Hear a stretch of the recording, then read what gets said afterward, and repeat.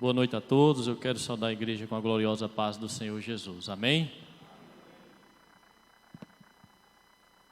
Sempre digo que é um mix de sentimento estar aqui diante da igreja do Senhor, diante dos irmãos, para assim estar ministrando a palavra do Senhor. Compartilhava semana passada com o presbítero Geisiel a respeito da dificuldade que é se trazer um estudo de forma didática, procurando ser estando o mais próximo possível da hermenêutica correta e ao mesmo tempo fazer essa transição dos dias da datação do texto, da época que aconteceu os relatos, fazer essa transição para os nossos dias, e falava com ele essa dificuldade, sem se falar no nervosismo que dá, porque nós não viemos falar de homens, mas nós viemos falar de Deus, o que é toda uma responsabilidade. Eu não entendo como é que às vezes muitos irmãos muda de igreja por causa de oportunidade. Eu não sei o que é que passa na cabeça, se acham fácil estar aqui neste lugar. Muito pelo contrário, é difícil. A minha esposa diz: está mais tranquilo? Eu digo: estou tranquilo, com as pernas tremendo. Sempre faço um ritual de chegar antes, vai se aproximando a hora, e a gente tem que primeiro ir no banheiro, beber uma água, para tentar as coisas ficarem no lugar, para antes a gente estar aqui em cima e assim estarmos na dependência do Espírito Santo. Eu lembro de uma irmã, sem se falar às vezes, como nós chegamos também na igreja. Eu lembro de uma irmã nossa aqui conhecida, a irmã Maria, para ser mais preciso, ela já relatou e compartilhou isso conosco um dia. Chegou aqui, meu Deus, como costuma dizer meu pai, só o pito e a cama de ar furada. Sentou-se lá atrás, e colocou mais a mão assim: tomara que ninguém me chame para orar. Quem é que tem a primeira oportunidade para orar? A irmã Maria. E quando chega aqui na dispensação e na disponibilidade do Espírito Santo, o Espírito Santo usa para a sua glória. E é assim que nós nos sentimos nessa noite. Depois de passar do nervosismo, eu peço aos irmãos que abram a Bíblia no livro de Efésios, no capítulo 1, para a gente dar continuidade ao estudo ao qual eu creio que estamos sendo edificados para a honra e glória do Senhor Jesus. Livro da carta de Paulo aos Efésios, irmãos da cidade de Efésios. Eu peço a vocês que abram no capítulo 1. Nós vamos ler do versículo 15 até o versículo 23. Prometo aos irmãos que não vou demorar, e assim ser até onde o Espírito Santo nos dirigir nessa noite. Se você encontrou, diga amém. Diz assim: pelo que ouvindo eu também a fé que entre vós há no Senhor Jesus, e o vosso amor para com todos os santos, não cesso de dar graças a Deus por vós, lembrando-me de vós nas minhas orações, para que o Deus de nosso Senhor Jesus Cristo, Pai da glória, vos dê em seu conhecimento o espírito de sabedoria e de revelação, tendo iluminados os olhos do vosso entendimento, para que saibais qual seja a esperança da sua vocação, quais as riquezas da glória da sua herança nos santos, e qual sobre a excelente grandeza do seu poder sobre nós, os que cremos, segundo a operação da força do seu poder, que manifestou em Cristo, ressuscitando dos mortos e pondo à sua direita nos céus, acima de todo principado, poder, potestade, domínio, de todo nome que se nomeia, não só neste século, mas também no vindouro. E sujeitou todas as coisas a seus pés, e sobre todas as coisas o constituiu como cabeça da igreja, que é o seu corpo, a plenitude daquele que cumpre tudo em todos. Amém? Meus irmãos, eu costumo dizer em algumas ocasiões, quando tenho oportunidade, que nós, povo de Deus, nós temos duas armas poderosas, mas muitas das vezes nós não usamos. Nós temos a oração e nós temos a palavra, mas muitas das vezes nós não usamos. Eu comparo como alguém que tem a sua propriedade invadida por salteadores. Os salteadores vêm, invadem a sua casa, ele tem o seu poderoso rifle ali no armário, onde com um tiro só poderia resolver o problema, mas não pega. E quando pega, muitas das vezes não sabe usar. É como também aquela pessoa que possui grande riqueza, possui bens, mas mesmo assim não vive usufruindo dos bens, vive de certa forma espiritual. Tanto na oração, quando não sabe usar o poder da oração ou da intercessão, que é o caso aqui, às vezes nós temos a vida invadida por problemas, invadida por dificuldades, e muitas vezes nós não pegamos essa arma que Deus nos deu, presente de Deus para a nossa vida, para nós enfrentarmos aquilo que invade a nossa vida. Assim também a palavra de Deus, poderosa, riquíssima em saber e em conhecimento, onde nós aprendemos nela aquilo que nós precisamos não só para essa vida, mas para a vida vindoura, e muitas vezes nós não buscamos nela. E nós temos aqui, irmãos, como um pano de fundo dessa carta de Paulo, nós temos a intercessão, a oração de Paulo, e nós temos essa riqueza revelada, a qual Paulo ora e intercede para os irmãos, para que Deus e os irmãos tenham essa riqueza e não usam, como também o poder de Deus e a exaltação de Cristo. Nós temos isso aqui como um pano de fundo, e é justamente nisso a qual o apóstolo Paulo fala e escreve essa carta a esses irmãos, ao qual ele intercede por esses irmãos, ao qual ele vai listar o pedido da sua oração, e depois ele vai dizer a exaltação de Cristo. Pois bem, partindo disso, irmãos, o versículo 15 e o versículo 16, Paulo diz: olha, pelo que ouvindo eu também a fé que há entre vós no Senhor Jesus, o vosso amor para com todos os santos, eu não cesso de dar graças a Deus por vós, lembrando-me de vós nas minhas orações. Pois bem, irmãos, lembre-se, veja que Paulo, ele começa a sua oração já sabendo da fé que há naqueles irmãos, e no amor que havia naqueles irmãos. Veja o detalhe dessa intercessão de Paulo. Paulo não ora aqui por esses irmãos dizendo abençoa Jesus, abençoa Jesus, abençoa Jesus. Paulo, ele vai listar, já partindo do princípio que aqueles irmãos já tinham a fé em Jesus. Paulo já havia fundado aquela igreja, e aqueles irmãos já compartilhavam a fé em Cristo, a ponto deles viverem em amor, em harmonia uns com os outros, não só com a igreja de Éfeso, mas também a história e outros relatos bíblicos vai dizer, mas com a igreja de Laodiceia, com a igreja de Colossos. Esses irmãos viviam em harmonia e compartilhavam da fé em Jesus. E partindo disso, irmãos, Paulo vai fazer a sua oração e vai fazer essa intercessão por esses irmãos, a ponto dele vai dizer: olha, eu não cesso de orar por vós, e dou graças a Deus por vós. Veja, meus irmãos, que Paulo, ele, mesmo estando preso, ele não cessa de orar para aqueles irmãos. Isso não quer dizer, meus amados, que Paulo estava ali às suas 24 horas do dia orando por aqueles irmãos. O que Paulo estava dizendo: olha, não tem um dia a qual eu acorde, a qual eu vou me deitar e eu não lembre de vós nas minhas orações. Sabe, irmãos, aqui é um princípio muito grande, eu quero já compartilhar aqui para nós. Veja que Paulo está preso. Não é fácil, irmãos, a gente passar por uma dificuldade, passar por um problema. Paulo não tinha saído da sua sentença. Paulo não sabia quando ia sair da sua prisão. Paulo, ele poderia muito bem dizer: eu vou orar para que Deus me tire daqui. Eu vou pedir aos irmãos, eu vou escrever essa carta aos irmãos de Éfeso, para que eles façam jejum de 7 dias, 7 semanas, não menos do que isso, para que eu saia da prisão. Mas não é assim que Paulo faz. Paulo é, digamos assim, quem mais precisava de oração naquele momento específico, mas o que ele faz? Ele se coloca de joelho em oração pela igreja. E aqui, irmãos, há uma lição muito grande.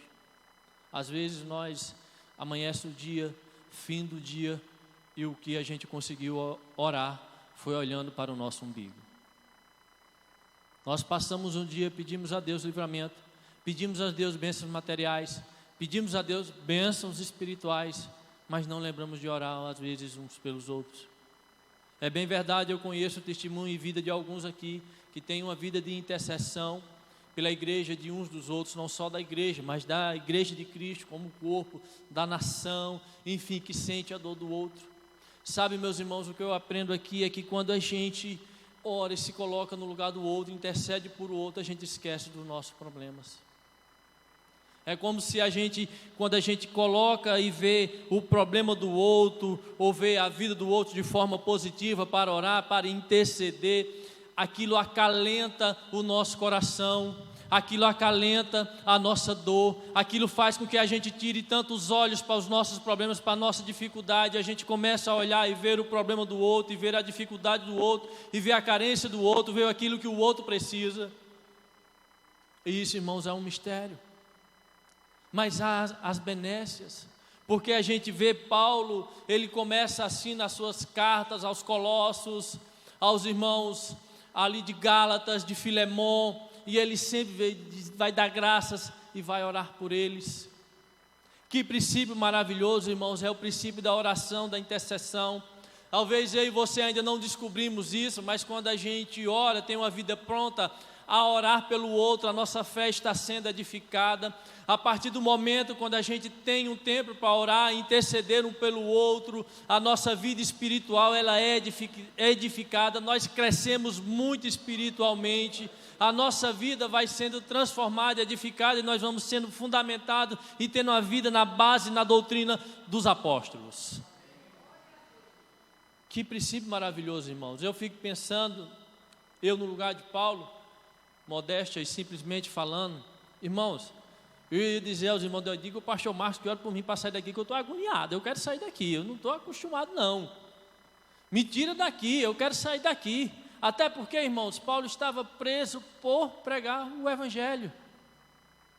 Mas sabe o que é que Paulo faz em uma das suas cartas? Ele mesmo estando na prisão, ele prega o evangelho, e muitos que estão ali, carcereiros, aqueles ali que estão tomando conta de Paulo, se convertem a Cristo e dizem, olha, eu saldo aos irmãos, mas não só eu, mas os irmãos que estão todos aqui na casa de César, ainda ganham os que estão próximos dele. Que princípio maravilhoso, irmãos, da intercessão.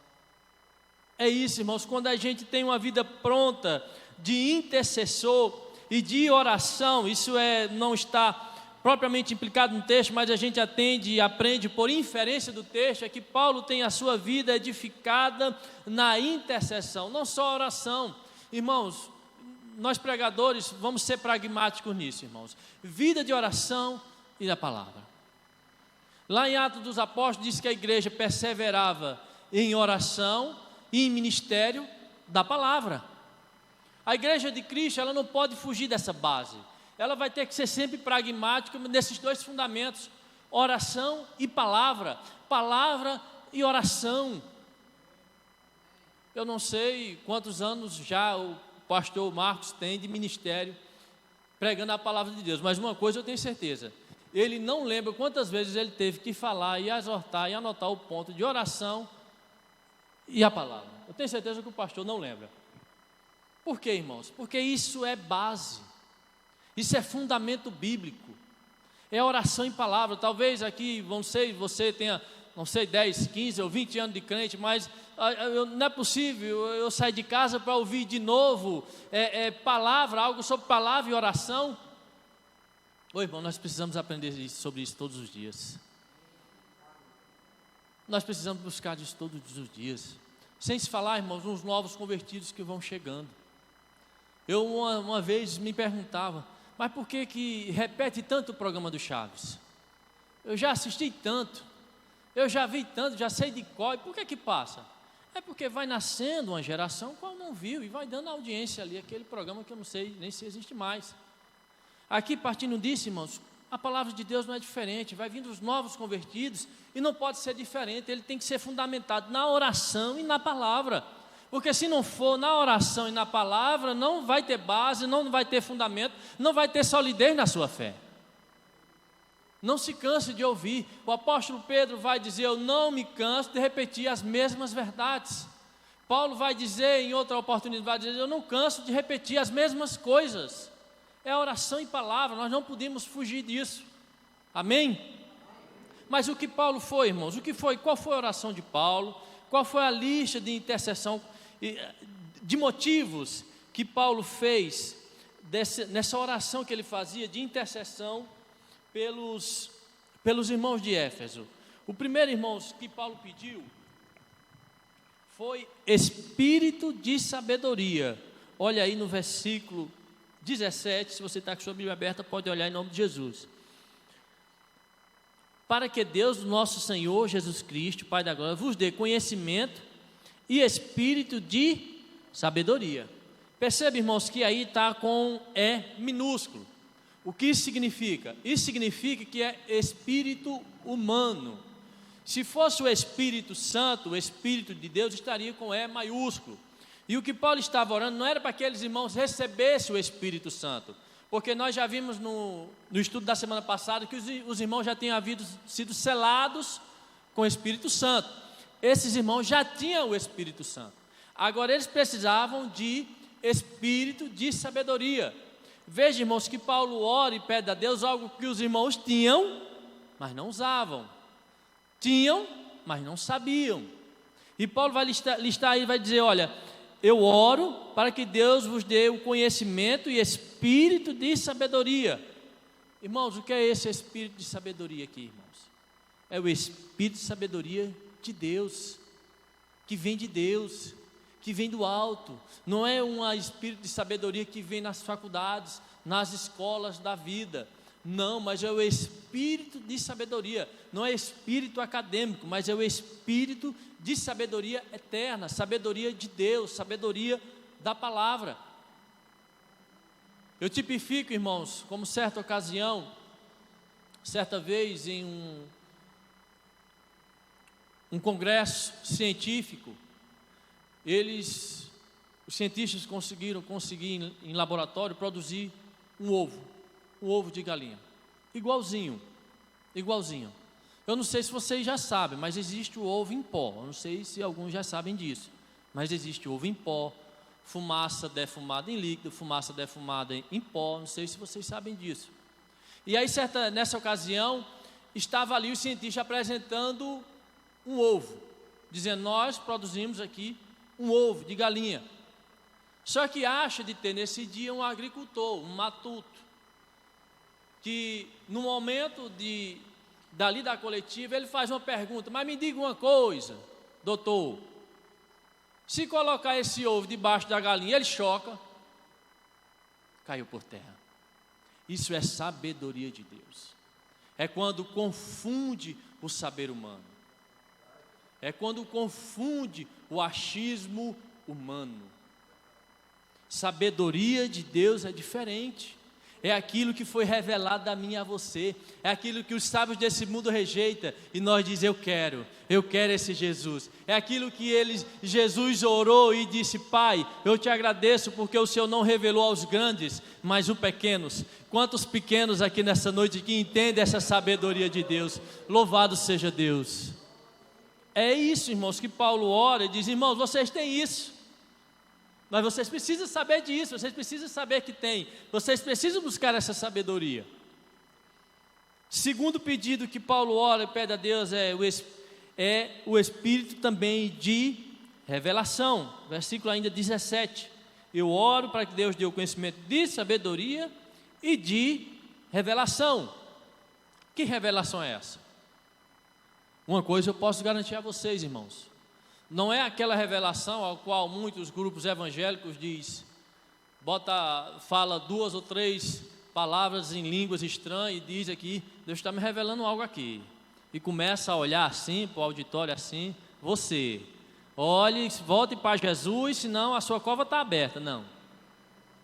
Não é essa revelação que Paulo está dizendo aqui.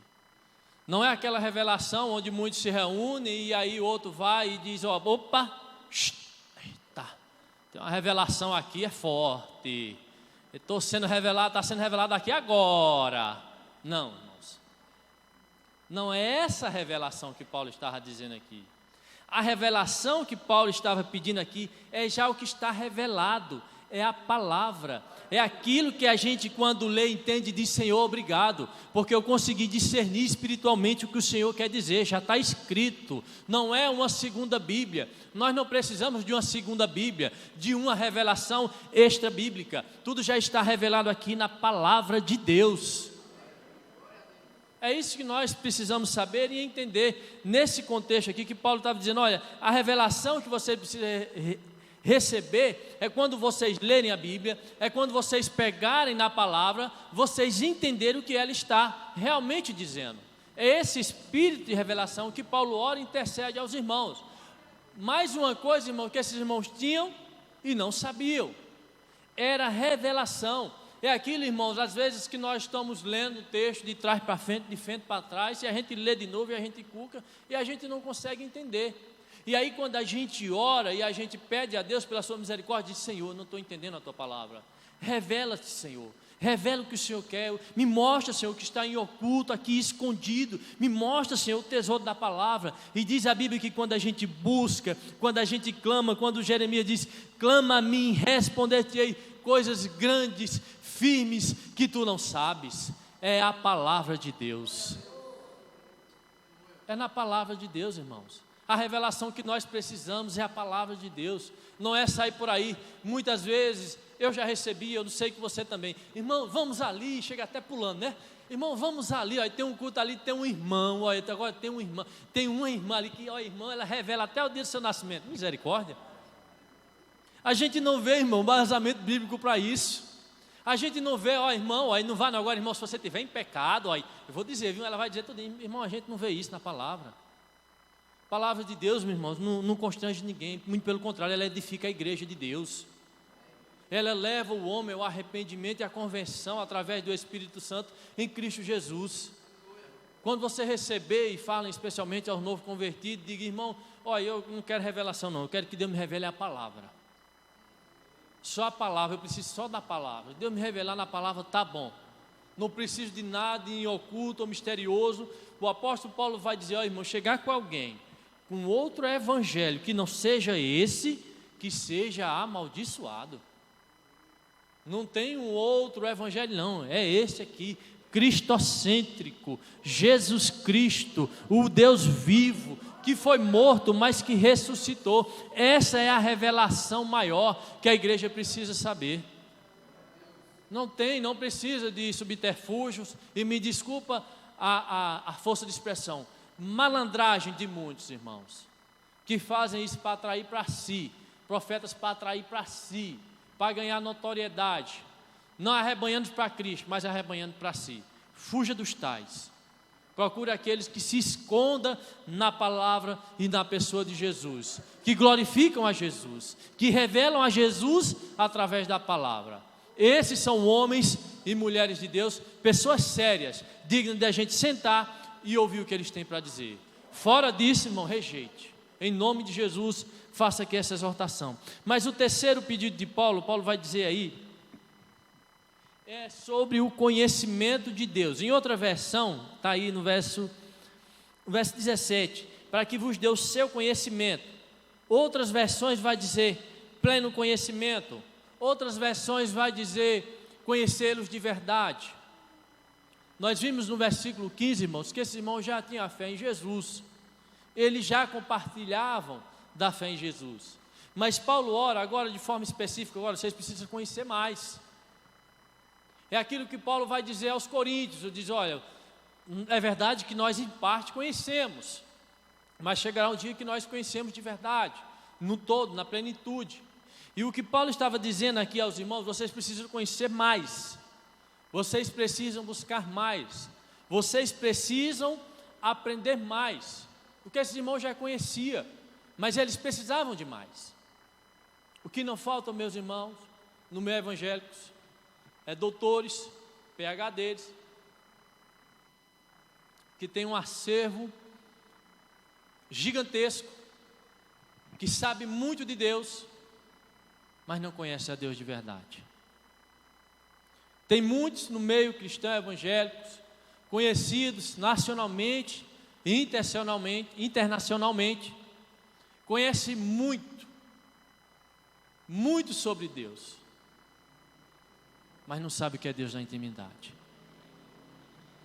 mas não sabe o que é derramar uma lágrima na presença de Deus, mas não sabe o que é orar pelos seus e ter os seus de volta na sua casa, não é assim, irmã Sônia? Muitos até comentam, falam, escrevem de Deus, mas não sabe o que é ter intimidade com o Pai, não sabe o que é orar, não sabe o que é se consagrar. Isso, irmãos, de fato é que é conhecer a Deus de verdade. É bem verdade, irmãos, que por mais que a gente busque aqui ainda na terra, no plano ainda que nós estamos aqui, partindo disso, nós nunca vamos ter essa plenitude de Deus. Mas a palavra de Deus diz: prossigamos e conheçamos ao Senhor. É um processo, é contínuo, é a cada dia. Se eu preciso ir mais para a tua igreja, eu preciso ir a um culto de oração, se eu preciso estudar, se eu preciso ter um devocional contigo, se eu preciso ir a um culto de intercessão, Senhor, eu preciso aprender mais, Senhor, eu preciso descer mais, Senhor, eu preciso buscar mais. Isso, irmãos, é conhecimento de Deus. É buscar isso que Paulo estava dizendo aos irmãos: olha, vocês precisam conhecer mais, buscar a plenitude, conhecer de verdade. Vocês têm conhecido pouco, o que vocês conhecem ainda é pouco, mas vocês precisam de mais. Que intercessão maravilhosa, irmão, de Paulo. Paulo estava dizendo e pedindo a Deus para aqueles irmãos: busque mais, conheça mais de Deus. Veja, irmãos, que Paulo não pede: ó, irmão, que o seu negócio seja abençoado, não que isso seja errado, irmão, de forma nenhuma. Ore também por isso. Paulo diz: olha, os enfermos sejam curados, não que isso seja errado, isso você deve fazer, eu faço, você deve fazer também. Mas veja que Paulo, irmão, deseja a esses irmãos aqui bênçãos espirituais. Que coisa maravilhosa, irmãos, que coisa tremenda, irmãos. Eu fico maravilhado. É bem verdade que a Bíblia diz: melhor dar do que receber, porque a gente busca e a gente começa a entender, a estudar e ver o quanto, e entrar nos detalhes disso, irmãos, que Paulo estava pedindo bênçãos espirituais, para que aqueles irmãos fossem abençoados de forma espiritual, tendo o espírito de sabedoria de Deus, revelação da palavra e conhecimento pleno de Deus. Que coisa maravilhosa, irmãos, que a gente possa fazer isso nessa noite, orar uns pelos outros. Você ora por mim, eu vou orar por você, para que a gente saia daqui cheio da sabedoria de Deus, cheio da revelação e iluminação da palavra e no pleno conhecimento de Deus. Que coisa maravilhosa, irmãos. Eu me alegrava quando lia isso, que coisa tremenda, a qual Paulo pede a Deus para que esses irmãos alcancem, bênçãos espirituais. Irmãos, o material a gente vai correr, vai suar, vai quebrar a cabeça, vai dar dor de cabeça quase todo dia, mas o que a gente precisa mesmo receber é as bênçãos espirituais de Deus, todos os dias.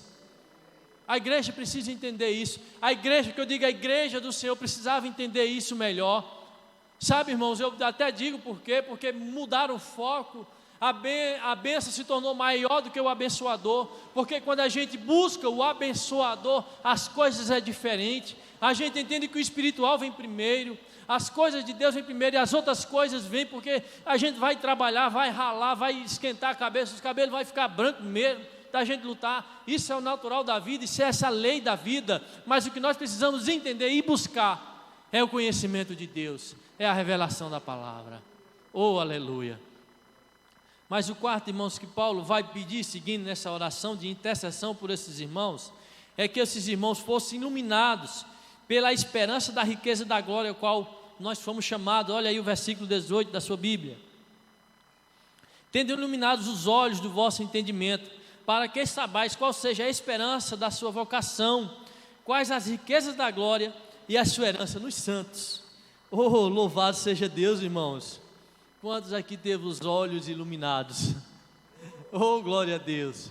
Sabe, irmão, você está aqui ouvindo, você está aqui caminhando com Deus, você está aqui caminhando com a igreja do Senhor, é porque os seus olhos foram iluminados, é que a sua mente foi iluminada. Jesus alcançou a mim e alcançou a você, e nós fomos iluminados para receber a vocação, a esperança. E para quê? E o que nós fomos chamados? E qual é a nossa vocação?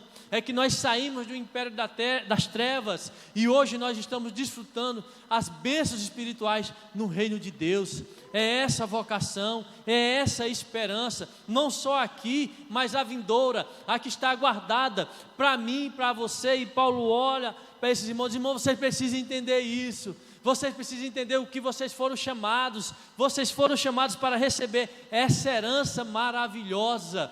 Louvado seja Deus. É gozar ainda aqui na terra das bênçãos espirituais. É já termos uma vida aqui, irmãos, gozando das bênçãos espirituais. É ter a certeza da salvação na pessoa de Cristo Jesus. É saber que nós não precisamos de coisas, mas nós precisamos de Deus. É saber que nós não precisamos do que o mundo pode dar, mas é o que Deus já tem nos dado, a salvação em Jesus. E Paulo diz, irmãos, vocês precisam entender isso.